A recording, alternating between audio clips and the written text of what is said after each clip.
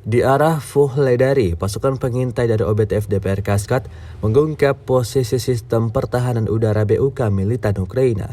Rekamannya ramai beredar di media sosial Telegram Rabu 31 Mei 2023. Setelah berhasil mengidentifikasi posisi target, pasukan Rusia langsung melancarkan serangannya ke peralatan militer Ukraina yang sedang terparkir, mengoperasikan pesawat tak berawak atau UAV Sri untuk menghantam posisi target. Seperti yang terlihat dalam rekaman, detik-detik penyerangan berlangsung sangat epik. UAV Lancet terbang tepat sasaran dan menampilkan pertunjukan nyata dengan efek khusus dan kembang api di posisi Ukraina. Dengan ini, militan Ukraina dapatkan kerugian total. Hingga video ini beredar, beragam komentar dituliskan warganet.